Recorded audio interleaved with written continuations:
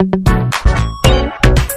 mensaje que quiero compartir esta tarde con ustedes creo que es muy importante para el crecimiento, para la madurez de una iglesia, de un creyente, y dependemos de la ayuda y del respaldo del Señor, y queremos pedirle a Él que hable, queremos pedirle a Él que nos ayude, que nos inspire y que podamos verdaderamente entender, captar el mensaje que en esta tarde el Señor tiene para nuestras vidas. Oramos, hermanos. Padre Celestial, te damos de todo corazón gracias por todo lo que hasta ahora, Señor, hemos visto de parte tuya, cómo tú has suplido, cómo tú has obrado, Señor, conforme a tu fidelidad y conforme a tu poder.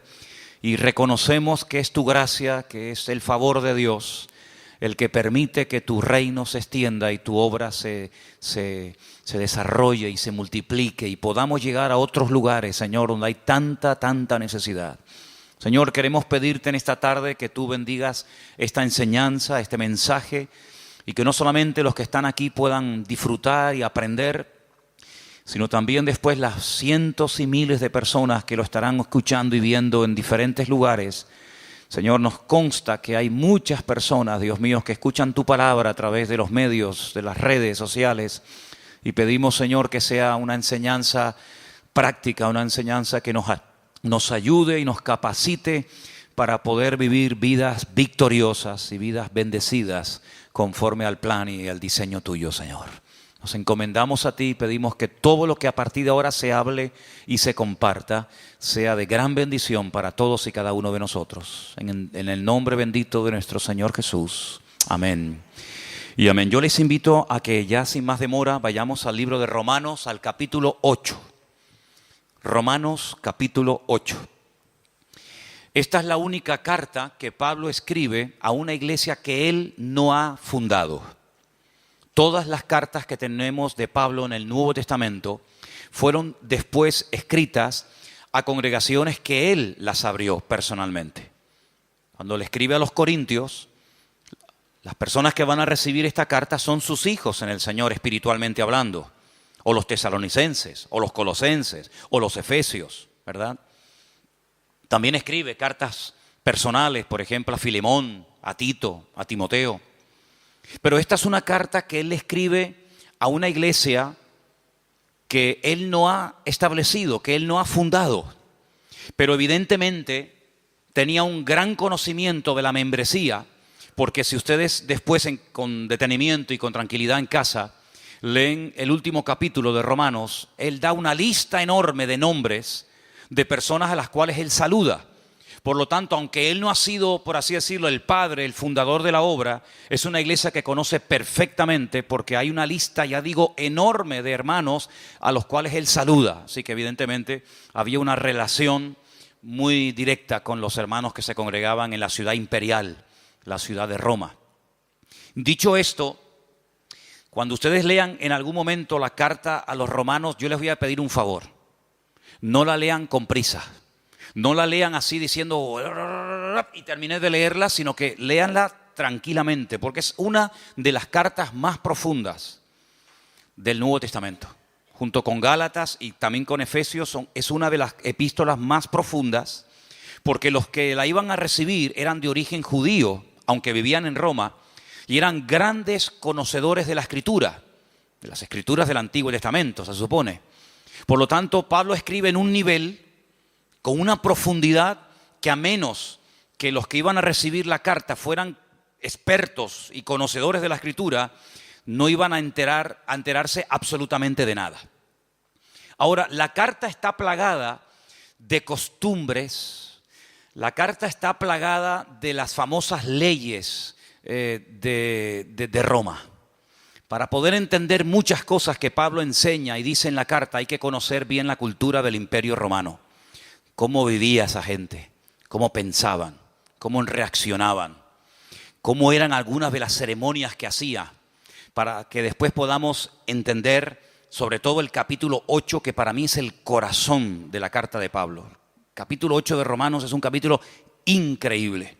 Y hay dos palabras que aparecen continuamente en el capítulo 8. Una es la palabra carne y otra es la palabra espíritu. Con la primera no tenemos problema, porque más o menos sabemos a lo que se refiere Pablo cuando dice o cuando habla de la carne.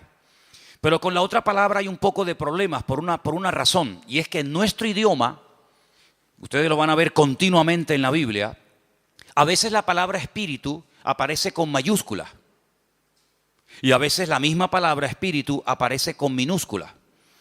Y bueno, parece ser que cuando se refiere al Espíritu de Dios, al mover de Dios, a la presencia del Señor, pues para diferenciarlo se pone espíritu con mayúscula.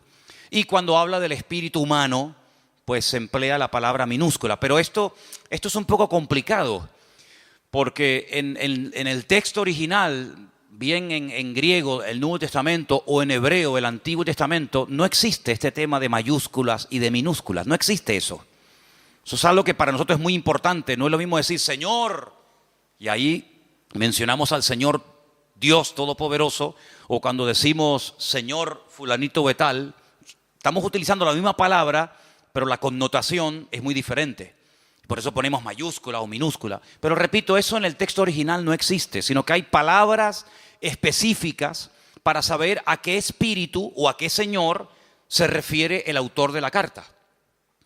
Ahora, vamos a empezar con la primera palabra, la palabra carne. Dice en el versículo 1, estamos en Romanos 8, ¿verdad? Romanos 8:1.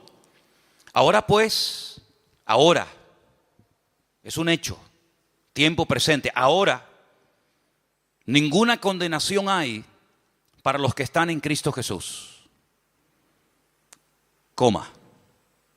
Y añade, los que no andan conforme a la carne, sino conforme al Espíritu. Si este matiz es muy importante. Ahora ninguna condenación hay para los que están en Cristo Jesús. Y a continuación da una característica de los que están supuestamente en Cristo Jesús. Dice que no andan, no se comportan, no actúan, no viven, no piensan, no reaccionan según la carne, sino de una forma diferente. Y dice, sino conforme al Espíritu. Las características de una persona que vive en la carne. Ahora explicaremos a qué se refiere Pablo cuando dice la carne. Y las características, la evidencia exterior de una persona que vive en el Espíritu es abismal. No tiene ni punto de comparación una cosa con otra. Por ejemplo, si ustedes prestaron atención a la lectura que se leyó hoy aquí, basada en Gálatas capítulo 5, el apóstol Pablo hace una tremenda diferencia entre las manifestaciones, las características, el estilo de vida de uno que vive en la carne a uno que vive en el Espíritu. Por ejemplo, él menciona más de 17, escuchen, más de 17 manifestaciones diferentes de una persona que puede vivir en la carne. Y ahí menciona adulterio, fornicación, orgías, borracheras, pleitos, celos, iras, contiendas, disensiones, etcétera, etcétera, etcétera. Ese es el estilo de vida de una persona que digamos que no es creyente, bíblicamente que está en la carne. Y después por otra parte dice, pero el fruto, lo que se manifiesta, lo que es notorio y palpable en la vida de un hombre o de una mujer que vive o que pretende y quiere vivir en el Espíritu es amor, gozo, paz, paciencia, benignidad, bondad, mansedumbre, fe, templanza, etcétera, etcétera. Entonces tú dices, oye, es que no tiene nada que ver las características de una persona que vive en el Espíritu a las características de una persona que vive en la carne. Las personas que viven en la carne generalmente son personas que no valoran el don, uno de los dones más grandes e importantes que tiene todo ser humano, y es el tiempo. El tiempo es un concepto que ha sido creado por Dios como regalo a la humanidad. Sabemos que Dios no se mueve en nuestro tiempo, es atemporal, es eterno. Pero el concepto tiempo, eso de minutos, segundos, horas, milenios, años, siglos, etcétera, eso es algo que tiene que ver con nuestras reglas de juego, es nuestro patrón de conducta. Es ahí donde nos movemos. Y ese es un regalo que Dios le ha dado a todo ser humano. Mira, el ateo más ateo del mundo, cuando se levanta por la mañana, tiene 24 horas. Y el creyente más santo y más consagrado al Señor tiene exactamente lo mismo, 24 horas. Y una persona que no quiere saber nada de Dios, que tiene un modelo, un diseño de vida totalmente antagónico, opuesto al de un creyente, tiene una semana de 7 días. Exactamente igual que la semana de 7 días que tiene un creyente. Luego, el concepto tiempo es un regalo universal. Los blancos, los negros, los ricos, los pobres, en todos los continentes de la tierra, el tiempo es igual para todo el mundo. Y una de las características de una persona que vive ajeno a la voluntad de Dios, ajeno al diseño de Dios, es decir, que vive en la carne, es que desperdicia el tiempo, no lo valora. Ahora, cuando Pablo le escribe a los que quieren vivir esforzándose en el Espíritu, dice, ojo, aprovechen bien el tiempo. Cuidado, porque el tiempo que pasa no se puede recuperar. Esa es una de las características del tiempo. Si ya no podemos volver al pasado, no existe máquina del tiempo, no hay regresión, no podemos volver atrás y decir, oye, ayer me quedaron por hacer esto, esto y esto. Amigo, pasó a la historia y nunca más ese tiempo, ese minuto, ese año volverá, nunca más. Es como las olas, cuando entran y rompen en la arena, esa ola desapareció, vendrá otra, pero esa ya desapareció. Exactamente es igual el tiempo, va transcurriendo. Y Santiago lo define como una especie de neblina. Dice que el tiempo, la vida, que está incluida en el factor tiempo, dice que es como neblina que pasa y cuando te das cuenta, se te fue la vida, amigo. Entonces, una de las características de las personas que viven en la carne es que desperdician el tiempo, no valoran el tiempo. Aparte de que viven en desorden, en desobediencia, dándole lugar a todo tipo de vanaglorias, de soberbias, de vicios, convirtiéndose queriendo o sin querer, consciente o inconscientemente, en esclavos, en dependientes de cosas o de personas. Y por eso después se llevan desilusiones y desengaños, personas que han puesto su fe y su confianza en otras personas o en instituciones, ¿verdad? Y se llevan un desengaño porque las personas que viven en la carne, al no esperar en Dios, sino al esperar en el hombre, pues la Biblia dice, cuidado con confiar en el hombre, porque te puede llevar tremendas desilusiones. ¿Cuántos dicen amén? Ahora, Pablo emplea la palabra carne en un sentido general. Después vamos a ver cómo él intenta utilizar esa palabra para hablar de otros conceptos. Pero en primer lugar vamos a ver la palabra carne como palabra en sentido general. Algunos versículos de Romanos, ¿les parece? Romanos 2, versículo 28. Romanos 2, verso 28. Vamos a escuchar este primer texto, por favor. Pues no es judío el que lo es exteriormente, ni es la circuncisión la que se hace exteriormente en la carne. ¿Ves? Cuando Pablo habla del rito, de la ceremonia de la circuncisión, es una operación, es una marca que se le hace al varón a los 8 días, ¿en dónde? En la carne. Entonces, él tiene obligatoriamente, cuando hace referencia a esa ceremonia, a ese rito, que mencionar la palabra carne. No puede mencionar otra porque es la que le cae como anillo al dedo, porque está hablando de la carne física, ¿verdad? Entonces la circuncisión, al ser algo hecho en la carne, tiene que utilizar evidentemente esa palabra. No tiene una doble connotación, sino que en ese caso se refiere literalmente a la carne, ni más ni menos. Cuando se habla, por ejemplo, de personas que vivieron en el pasado, como por ejemplo el patriarca Abraham, en el capítulo 4, verso 1, vuelve otra vez a aparecer el mismo término. ¿Lo leemos? Romanos 4, 1. ¿Qué pues diremos que halló Abraham, nuestro padre según la carne? Es decir, Abraham no es un personaje de la mitología. Abraham no es un personaje inventado de ciencia ficción, sino fue un personaje de carne y hueso.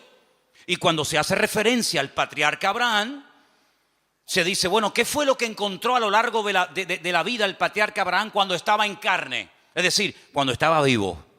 Entonces, es un término que puede tener múltiples aplicaciones, pero en los textos que estamos leyendo se emplea en su sentido literal. Tenemos también en el caso de Cristo, nuestro Señor Jesucristo, en el capítulo 1, versículo 3, otra mención a la palabra carne. Leámosla.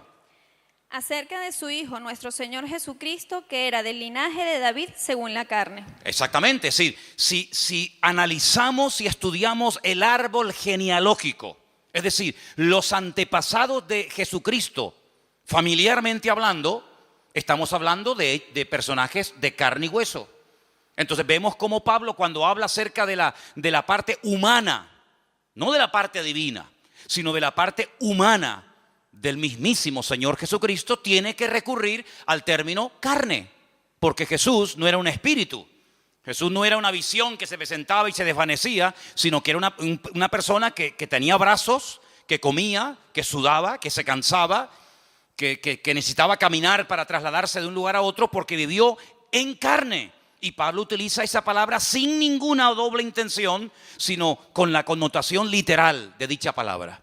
Ahora bien, Pablo también utiliza el concepto o la palabra carne haciendo referencia a nuestra antigua vida, es decir, a lo que éramos antes de conocer al Señor. Y ahora vamos a ver cómo el término pasa de su literalidad más rotunda y absoluta a un término que hace referencia a un patrón de conducta, a un estilo de vida que nos caracterizó durante años hasta que llegamos al conocimiento de la verdad. Comenzamos con Romanos 7, versículo 5. Ahora la palabra carne ya tiene otra connotación. Escuchen el texto. Porque mientras estábamos en la carne, las pasiones pecaminosas que eran por la ley obraban en nuestros miembros, llevando frutos para muerte. Cuando estábamos en la carne, pero Pablo, cuando tú estás escribiendo la carta a los romanos, ¿qué estás en el espíritu? Ya no existe la figura, el personaje de Pablo, sí. Pero cuando él está hablando acerca de nuestra antigua vida sin Cristo, dice cuando vivíamos en la carne, ya es otra connotación diferente. ¿Me explico? Romanos 8:4, otra vez refuerza el término. Para que la justicia de la ley se cumpliese en nosotros, que no andando conforme a la carne, sino conforme al Espíritu. Ahora hay una vida nueva en Cristo. Ahora hemos, como dice otro texto de la Escritura, pasado de muerte a vida. Y ahora la vida de un creyente no es seguir viviendo en la carne, sino vivir en el Espíritu. Ahora la palabra carne toma otra connotación. Hace referencia a lo que éramos antes cuando estábamos, como dice él, en nuestros delitos y pecados, sirviéndonos a nosotros mismos en vez de servir al Señor. Romanos 8:8. Y los que viven según la carne no pueden agradar a Dios. Los que viven según la carne, los que viven opuestos a los designios y a los propósitos y objetivos de nuestro Dios, no pueden bajo ningún concepto agradar a Dios. Luego, el vivir en la carne significa vivir en un estado de desobediencia, de rebeldía, de oposición a Dios. También el versículo 9 hace referencia a esto que estamos hablando. Romanos 8:9. Mas vosotros no vivís según la carne, sino según el Espíritu, si es que el Espíritu de Dios mora en vosotros. Y si alguno no tiene el Espíritu de Cristo, no es de él.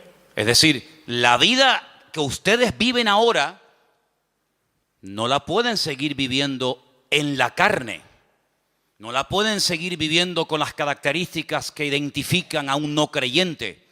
Porque si ustedes son verdaderamente hijos de Dios, el Espíritu de Dios ahora está dentro de vuestras vidas y ese Espíritu os impulsa por otros derroteros a hablar de una forma diferente, a comportarte de una forma diferente, porque ahora ya no eres dominado por el ego, dominado por tus pasiones, por tus apetitos y por tus vanaglorias y tus concupiscencias, sino que ahora eres guiado por el Espíritu Santo de nuestro Dios.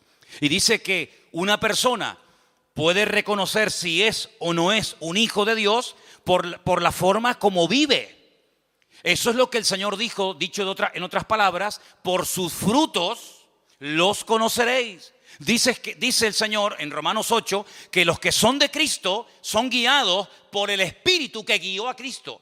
Y los que no son guiados por el Espíritu de Cristo, por el Espíritu Santo, no son hijos de Dios. Aunque ellos crean que lo son, aunque ellos se autoproclamen hijos de Dios. Porque luego hay un concepto tremendamente profundo e interesante, del cual hablaremos también esta tarde, y es el término adopción. Porque claro, hoy en día La palabra adopción tiene otras connotaciones completamente diferentes a lo que significaba ser adoptado hace 2000 años. Pero de eso hablaremos un poco más adelante. Romanos 8:12, un texto más.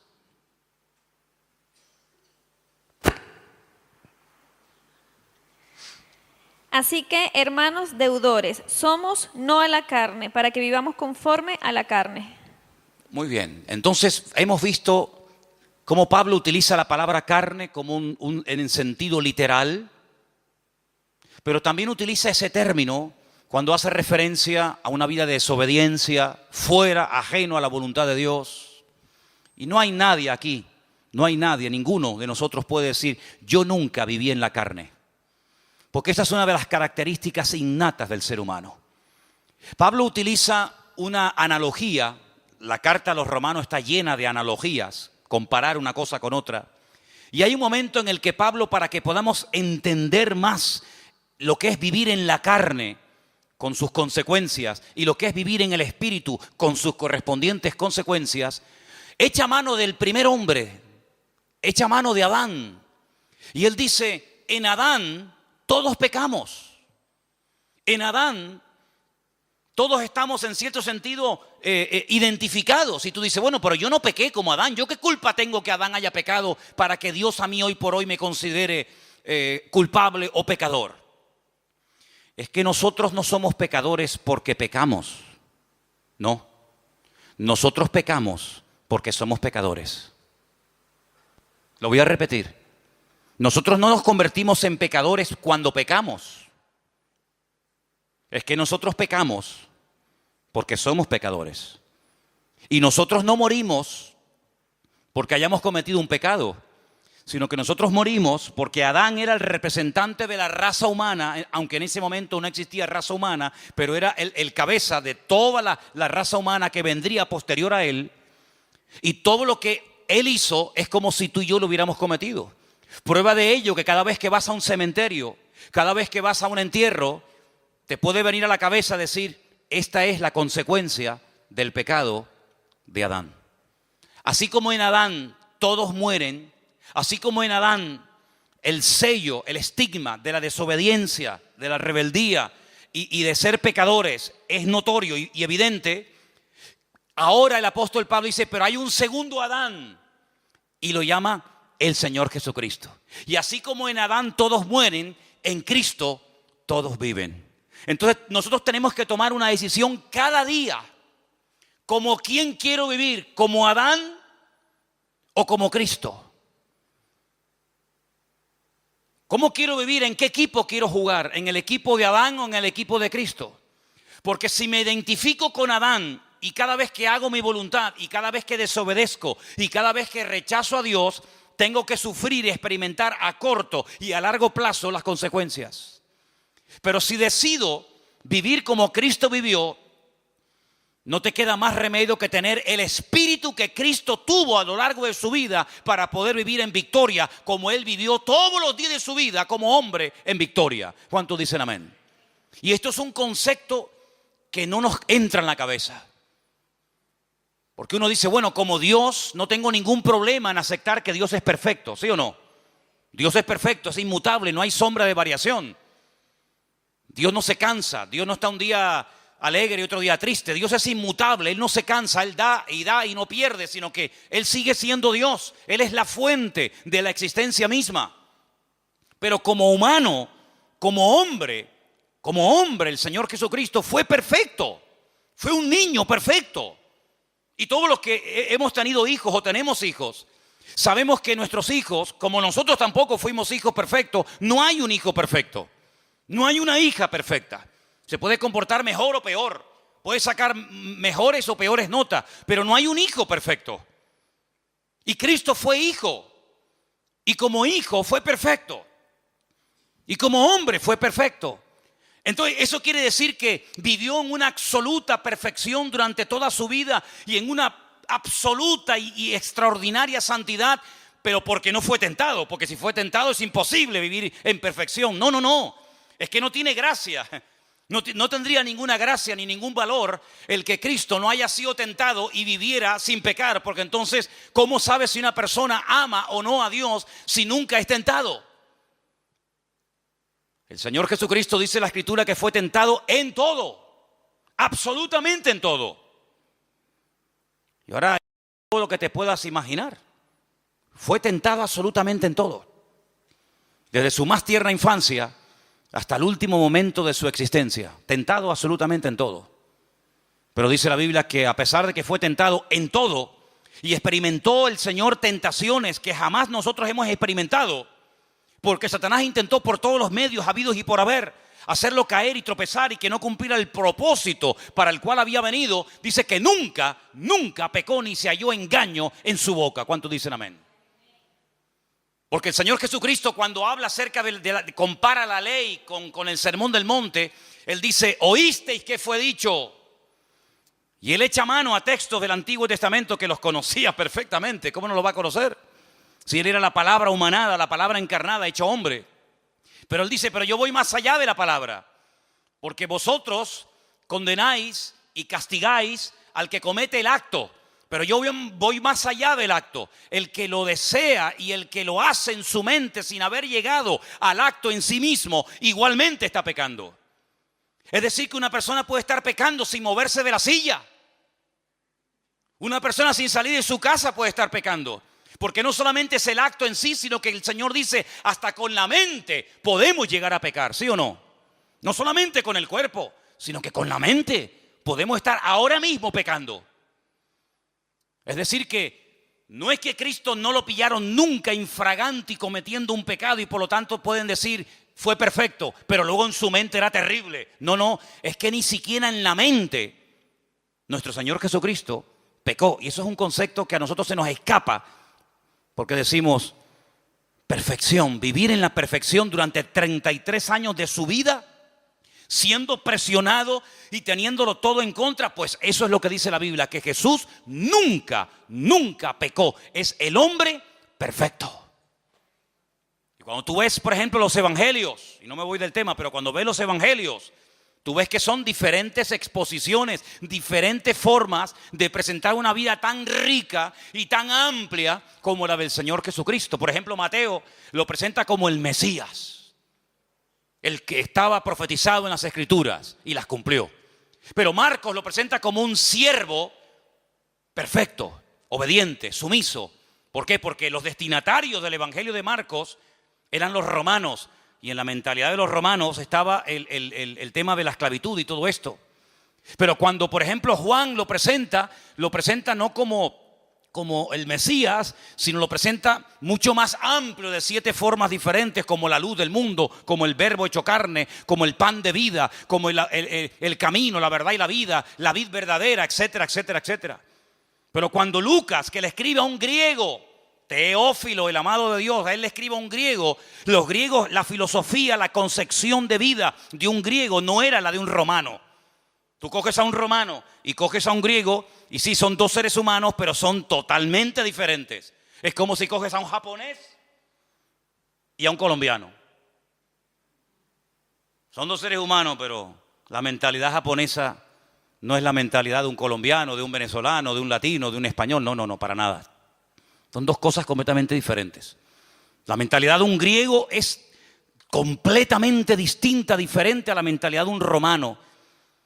El griego busca la perfección de carácter. El griego busca la perfección en lo físico. El griego es hedonista. El griego es vanaglorioso. El griego se cuida el cuerpo. El griego es una persona exquisita en todo lo que hace. El romano es salvaje. El romano no tiene escrúpulos. El romano es avasallador. El romano no tiene educación. No es diplomático. El romano es mente de imperialista. Mente de que aquí mando yo y tú te callas. Y si te tengo que matar, te mato y punto.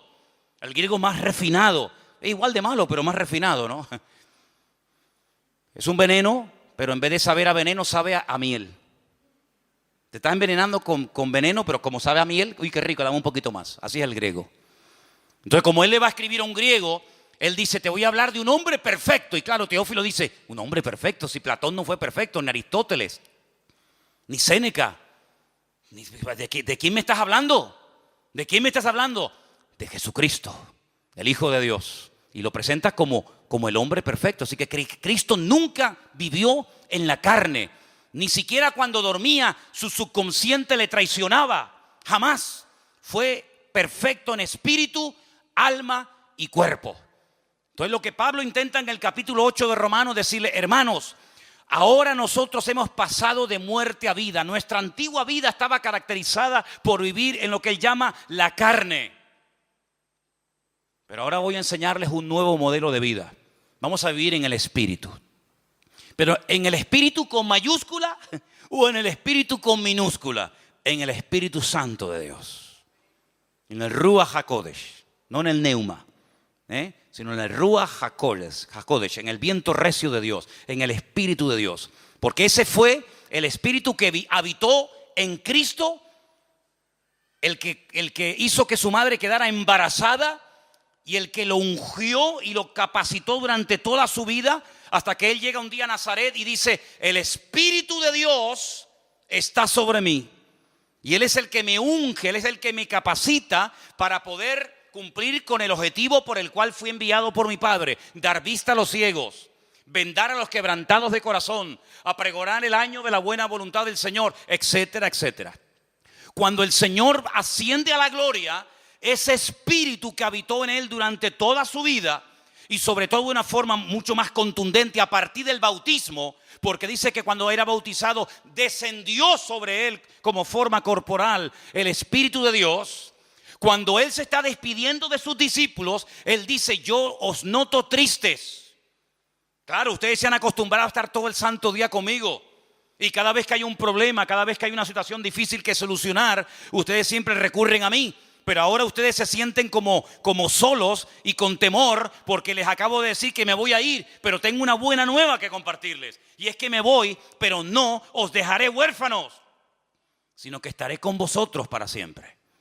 Y cuando me vaya a la presencia del Padre y le enseñe mis manos y mi costado y mis pies heridos, y él quede satisfecho porque la ira, porque la justicia de mi Padre ha sido derramada y ha quedado satisfecho completamente, ahora que él me ha elevado y me ha dado un nombre que es sobre todo nombre, ahora que ya no vamos a hablar más de pecado porque este tema ya está zanjado y se acabó y se pagó la deuda, ahora le voy a decir a mi Padre: Padre, mándales a ellos el Espíritu que moró en mí. Así que no os dejaré huérfanos. Rogaré al Padre para que os envíe al Consolador, para que esté con vosotros para siempre. Y escuchen: Él tomará de lo mío y os lo hará saber. Él os recordará todas las cosas que yo os he enseñado. Y no solamente hará cosas maravillosas en vosotros, que os dirá cosas que van a acontecer en el futuro para que estéis preparados, sino que Él irá delante de vosotros y cuando prediquéis mi palabra, Él será el que convencerá al pecador de pecado, de justicia y de juicio. Y así da una enseñanza tremenda en el Evangelio según San Juan acerca de las funciones o características, el impacto del Espíritu Santo a través de la vida de los discípulos, a través de la vida de los creyentes. Y por eso Pablo, que es consciente de esto, dice: cuando una persona es guiada por el Espíritu de Dios, esa persona es de Dios. Pero cuando una persona lo oyes hablar y miras cómo vive y cómo se comporta y cómo reacciona y cuál es su estilo de vida, tú puedes darte cuenta de que no está siendo guiado por el Espíritu de Dios, porque no le importa para nada ese tema, sino que está viviendo en la carne, totalmente opuesta a la voluntad y el propósito de Dios para su vida. Y Pablo dice, escuchen bien esto, lo dice en Romanos 8: si el Espíritu de aquel que levantó a Cristo de los muertos mora en vosotros, también vivificará vuestros cuerpos mortales por su Espíritu que ahora mora en vosotros. Es decir, cuando Cristo está en la cruz, hay momentos en los que Él habla, momentos en los que Él expresa necesidades físicas, momentos en los que Él ora, momentos en los que Él pide cosas. Pero hay un momento en el que Él dice: Padre, en tus manos encomiendo mi espíritu. Y entrega el espíritu al Padre. Y la palabra del Señor nos enseña que el Espíritu de Cristo es el que ha sido derramado en todos y en cada uno de los creyentes hoy en día. Y por eso Pablo dice, hermanos, ya no os embriaguéis con vino, en lo cual hay disolución. Antes bien, sed llenos del Espíritu de Dios, hablando, cantando entre vosotros con salmos, con himnos, con cánticos espirituales, alabando a Dios, dando siempre gracias al Señor. Y no lo contristéis, no entristezcáis, no apaguéis al Espíritu, sino antes bien, todo lo contrario. Y termina el libro, termina las Sagradas Escrituras diciendo, por si no ha quedado claro todo lo que ha dicho Pablo, Santiago, Mateo, Marcos, Lucas, Juan, etcétera, el que tiene oídos para oír, que oiga lo que el Espíritu todavía le tiene que comunicar a la iglesia. ¿Cuántos dicen amén? Esto es algo tremendo, porque la vida de un verdadero creyente ya no puede estar guiada por la carne, por sus pasiones y deseos, sino tiene que ser guiada por el Espíritu de Dios. Ahora, como el hombre no nace salvo, como el hombre no nace siendo hijo de Dios, como el hombre ya viene condenado por el pecado de Adán, por el estigma del pecado de Adán, se tiene que producir algo milagroso en el ser humano, y que es la adopción. Y hablemos de la adopción. Quiero que vayamos a Romanos, capítulo 8, del versículo 12 en adelante, y dice así, Romanos 8, versículo del 12 en adelante. Así que, hermanos, somos deudores, no a la carne, para que vivamos conforme a la carne. Porque si vivís conforme a la carne, moriréis.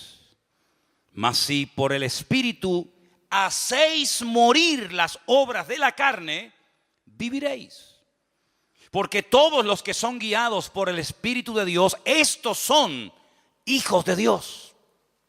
Pues no habéis recibido el espíritu de esclavitud para estar otra vez en temor, sino que habéis recibido el espíritu de adopción, por el cual clamamos, Abba, Padre. El espíritu mismo, escuchen bien esto es tremendo. El espíritu mismo da testimonio a nuestro espíritu de que somos hijos de Dios. Y si somos hijos, también herederos.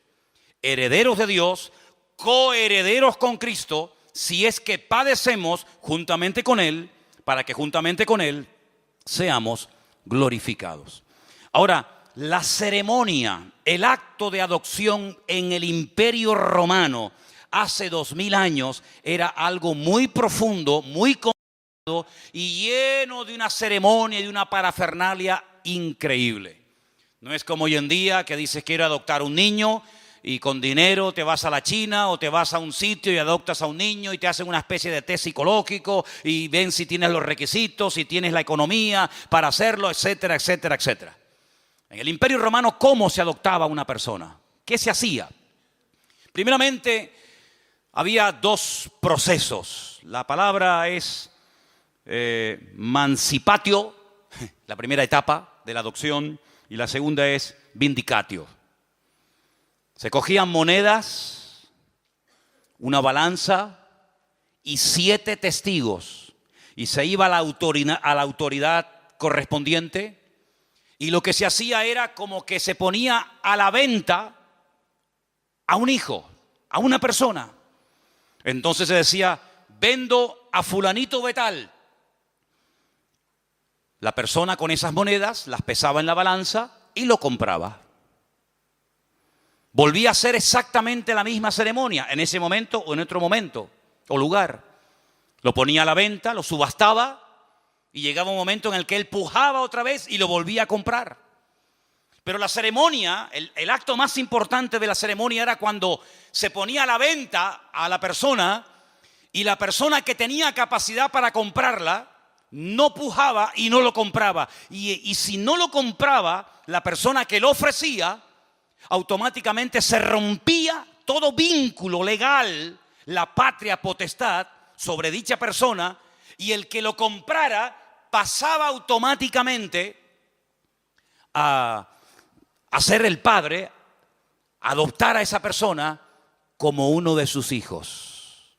Estos 7 testigos, en el caso de que muriera el que había hecho la venta y el que había hecho la compra, estarían siempre preparados para presentarse ante las autoridades pertinentes de la época para decir, no, yo fui testigo de que este hombre vendió el día tal en tal lugar a fulanito de tal y esta persona pujó por él y lo compró por tal cantidad.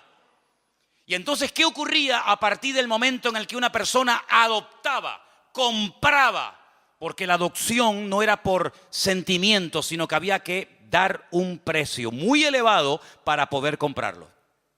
A partir de ese momento, todos los derechos y obligaciones que tenía el que había sido adoptado con su antigua familia o con la persona que lo había vendido quedaban automáticamente anulados. Tú no tienes ya absolutamente nada que ver con este hombre que te vendió y que ya no tiene ninguna autoridad sobre tu vida.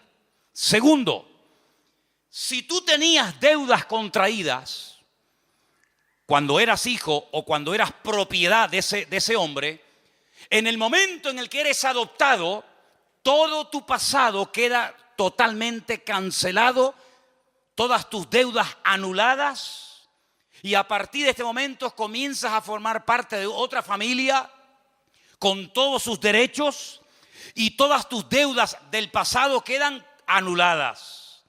Y a partir de este momento legalmente eres considerado heredero legítimo de ese hombre que te ha adoptado como padre o te ha comprado para él. Y finalmente, si ese hombre que lo había comprado o adoptado tenía más hijos, estos hijos legítimos nacidos de su esposa no podían en ningún momento anular el acto de adopción que previamente se había establecido. Conociendo la ley romana, conociendo todo este proceso y toda esta parafernalia de la adopción, el apóstol Pablo dice, nosotros pertenecíamos a un dueño terrible que nos tenía la vida amargada. Éramos esclavos del pecado, pero no mires el pecado como el problema. El problema no solamente era el pecado, el problema era el que estaba detrás de los pecados. Y era nada más y nada menos que el príncipe de las tinieblas, Satanás mismo. Él era nuestro dueño, el que controlaba nuestra vida, el que dirigía nuestras emociones y sentimientos, el que hurtaba, mataba y destruía nuestra vida en momentos puntuales, en unas ocasiones más y en otras ocasiones menos. Y llegó un momento en el que alguien pujó por nosotros. Llegó un momento en el que alguien nos quiso comprar y nos compró a precio de sangre, su propia sangre. Y el que nos compró se llama Señor Jesús. Y ahora lo mismo que Él va a heredar, vosotros también lo heredáis juntamente con Él, porque ahora no solamente sois hijos adoptivos de Dios, sino que ahora sois coherederos con Cristo juntamente con Él. Pero había 7 testigos que en cualquier momento podían ser llamados para testificar de que eso se había producido. ¿Y dónde están esos testigos? Pablo dice, el Espíritu Santo es el que da testimonio de que ahora somos hijos de Dios. Es decir, la misma presencia del Señor está dentro de nosotros, no solo con nosotros, sino en nosotros, y da testimonio a nuestro espíritu que lo que se ha producido no es un cambio pasajero y un cambio simplemente de imagen, sino un cambio en el mundo espiritual. Hemos pasado en fracción de segundo de muerte a vida. Y por eso cuando hablamos de la conversión, es algo tan profundo. Conversión, convertido a Cristo, es mucho más. De hecho, no tiene nada que ver con venir aquí o no venir aquí. Hay gente que puede estar viniendo aquí y no son salvos.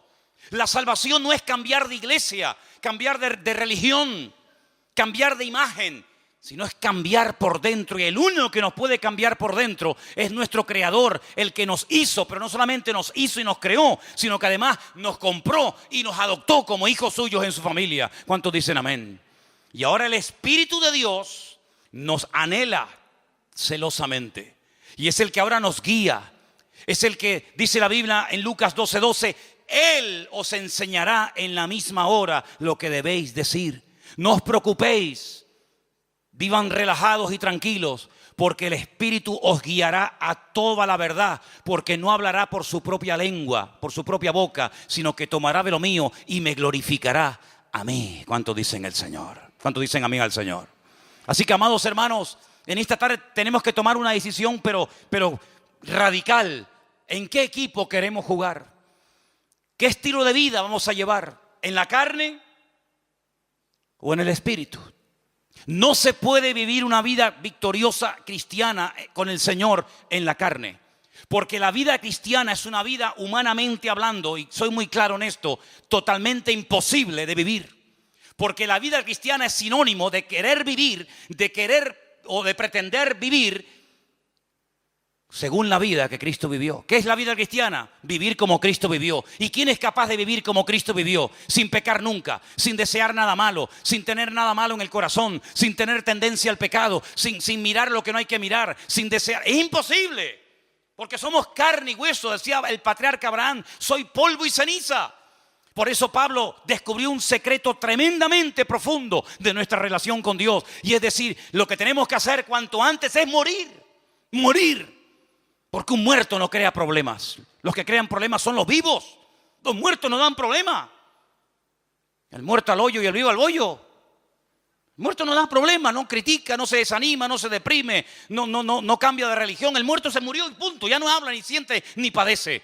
Y por eso Pablo dice, ya no quiero vivir más yo, sino ahora quiero que mi estuche llamado cuerpo, llamado carne en el sentido literal, sea el medio por el cual el Espíritu de Dios que ahora mora en mí nos lleve a hacer y ejecutar todos los días de nuestra vida la voluntad de nuestro Dios. ¿Cuántos dicen amén? Eso es lo que Pablo intenta explicar en Romanos 8. La vida en la carne es así. Si quieres escoger ese camino, las consecuencias van a ser esta y esta. Y la estación final, saben que cuando uno va en metro o cuando va, generalmente en metro o en tren, cada estación tiene un nombre.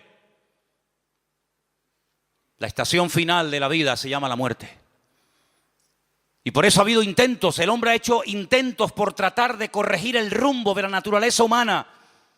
Y algunos dijeron a lo largo de la historia de la humanidad, cuando la humanidad sea culta, cuando todo el mundo sepa leer y escribir y tenga un alto nivel de cultura y de preparación y de conocimiento, ya no habrá odios, ni guerras, ni venganzas, ni muertes, sino que el hombre que sea culto y el hombre que tenga un nivel intelectual alucinante, pues se dará cuenta de que en la guerra nadie gana, sino que todos pierden. No me digan. La gente más sabia y culta de Europa fueron los que crearon una guerra donde murieron más de 65 millones de personas. Y era el país más culto y con más conocimiento que jamás ha existido. Así que se demostró que no es el conocimiento ni el saber lo que hace que el hombre no peque. Entonces otro dijo, no era ese el camino. El camino es que todos sean iguales. Porque así se evitan las envidias y los celos. Tú tienes más, yo tengo menos. Tú eres rico, yo no llego a fin de mes. Tú tienes un cochazo, yo tengo que ir caminando. Cuando todo el mundo sea igual, no haya propiedad privada y todo sea de todos, entonces el hombre será feliz. Ya. Vamos a intentarlo. Y los que inventaron esto dijeron, vamos a probarlo. Y tuvieron 70 años. Primeramente para probar en su tierra, más aparte a donde las exportaron. La utopía de que cuando todos seamos iguales, se acabarán las envidias y los celos y las vanaglorias. Y fue un auténtico fracaso. Pero el Señor dijo algo. No vamos a hacer que todos sean iguales porque eso es imposible. No vamos a darle a todos todo lo que piden porque eso es imposible. Vamos a hacerlo al revés. En vez de afuera para adentro, vamos a hacerlo de adentro para afuera. Vamos a poner en el hombre un nuevo corazón. Cambiemos la naturaleza del hombre. Que en vez de comportarse como hombre pecaminoso y carnal, se comporte como un ser espiritual. Pero ¿dónde le enseñamos eso? No se puede enseñar. ¿Dónde le transmitimos ese conocimiento? No se puede transmitir. Es una obra interna que hace el Señor en el corazón del ser humano.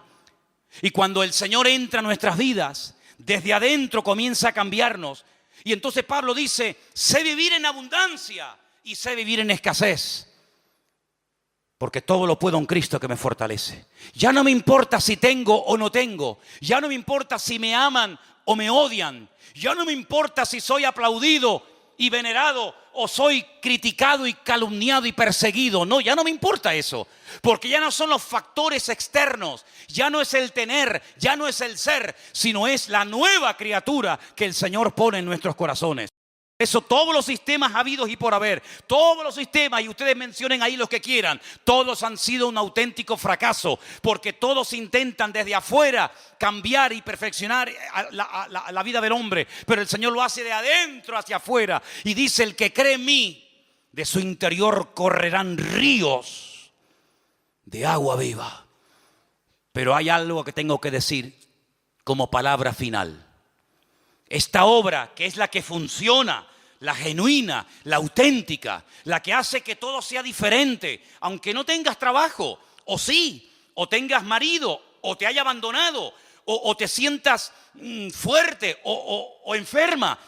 Esta obra perfecta, que es cuando el corazón es cambiado, cuando el Espíritu de Dios entra en el corazón y dice que lo convierte de carne a un corazón, de piedra a un corazón de carne. Cuando te circuncida el corazón, esta obra, que es la que funciona y perdura, hay un factor para que funcione que es de vital importancia, y es la voluntad humana. Porque el comunismo se implantó, te guste o no, y las leyes se adoptan, se adaptan o se cumplen, te gusten o no. Pero esta ley divina que transforma la naturaleza del hombre no se puede llevar a cabo si el hombre se cierra y dice, no me interesa, quiero seguir viviendo a mi manera. Y el Señor, como se ha sujetado a nuestras reglas de juego, cuando se come una ficha en el parchís, ¿cuánto se cuenta? 20. Y cuando se mete la fichita dentro de casa, 10. Y cuando te salen 3-6, a casa. Son las normas, ¿sí o no? Pues el Señor dice, ustedes han creado unas normas ajenas a mi palabra, y una de las normas que ustedes tienen es que se creen autosuficientes. Está muy bonito, muy interesante. Esto le viene bien a este que es un pobre desgraciado, que le viene bien para cambiar, pero yo no. Yo nunca he sido drogadicta, yo nunca he sido mala persona, yo he sido una buena madre, yo soy un buen padre, una persona trabajadora, yo he sido siempre una persona honrada, yo. Yo a ti sinceramente no te necesito para nada. Tú si quieres ayuda a toda esta maraña de desgraciados y de enfermos y de tarados y de no sé qué, pero yo no, porque yo soy la reina del mambo, el tapón del océano. Y cuando una persona llega a ese nivel de vida y hablar así, ha llegado a una ceguera tan tremenda que ya no te das cuenta de lo mal que estás. Y has cruzado una línea muy peligrosa, y es la de no querer arrepentirte. Y cuando no te quieres arrepentir, Dios no se mete donde no lo llaman. Entonces, para que todo esto funcione a la perfección, lo que tenemos que hacer es decir, Señor, perdóname. Porque el único pecado que Dios no perdona es aquel por el cual no se pide perdón. Si usted no pide perdón por su pecado, Dios no le puede perdonar. Pero en esta tarde se ha predicado la palabra, se ha sembrado la palabra en tu vida y en tu corazón.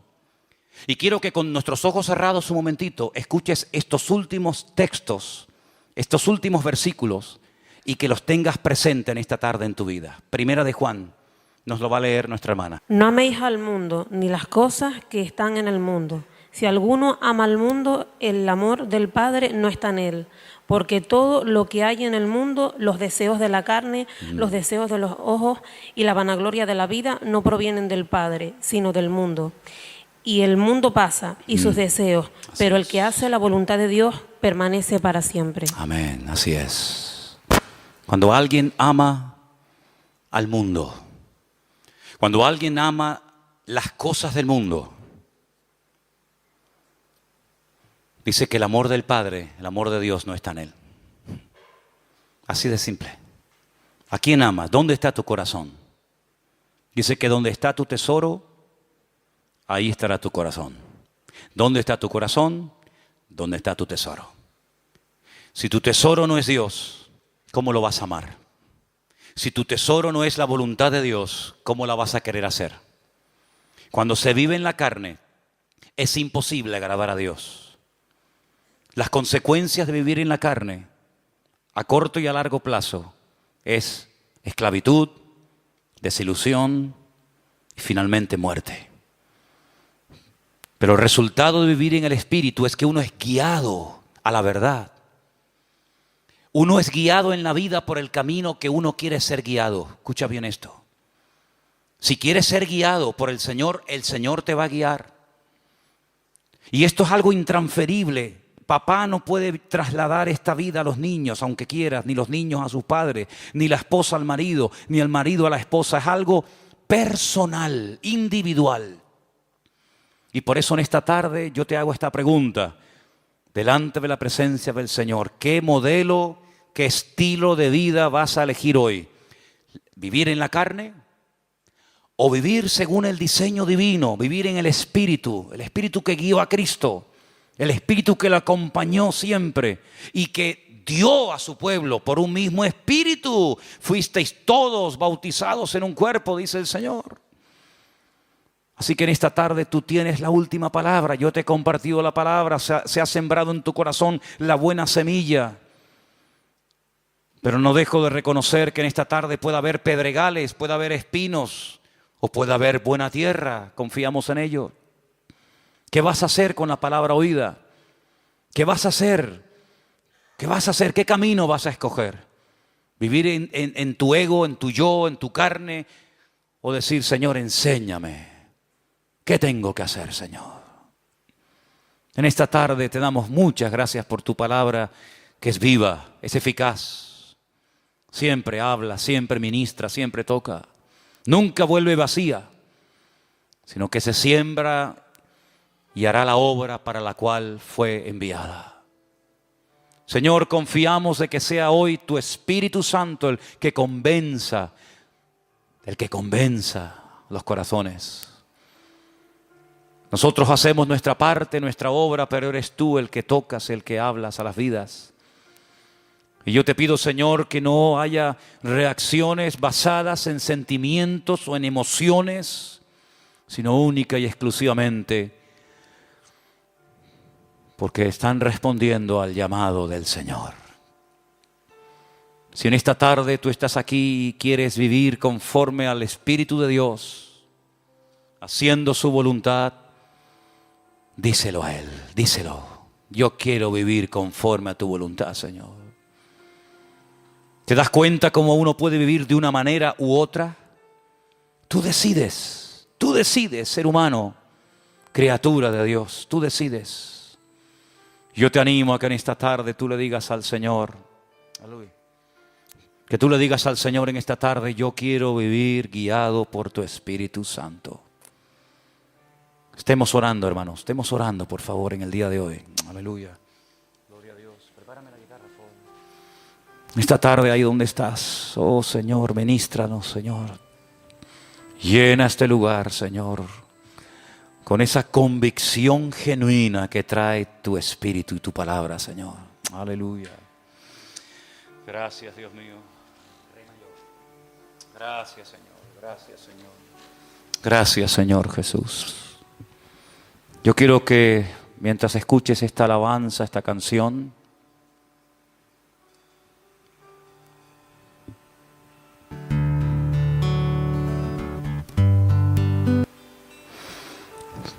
tú estés dejándote tratar por la presencia del Señor.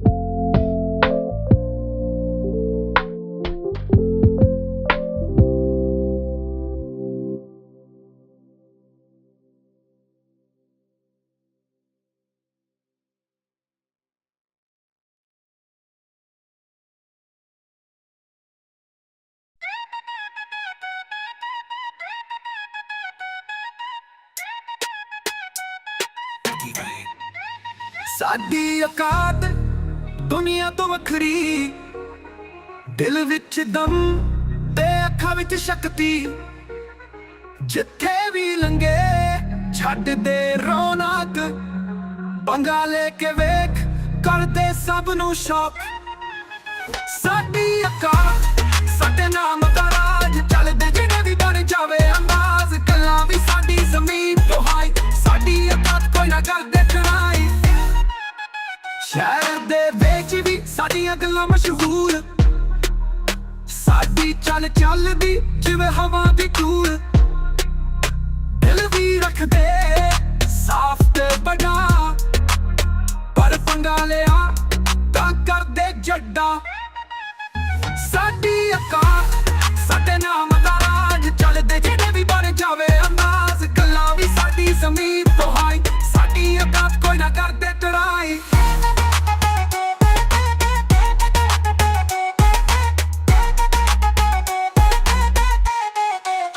ਉਹ ਅਸਲੀ ਯਾਰੀ ਤੇ ਸਵੈਗ ਨਾਲ ਭਰਪੂਰ, ਦੁਨੀਆ ਦੀਆਂ ਗੱਲਾਂ ਸਾਨੂੰ ਲੱਗਦੀਆਂ ਜ਼ਰੂਰ।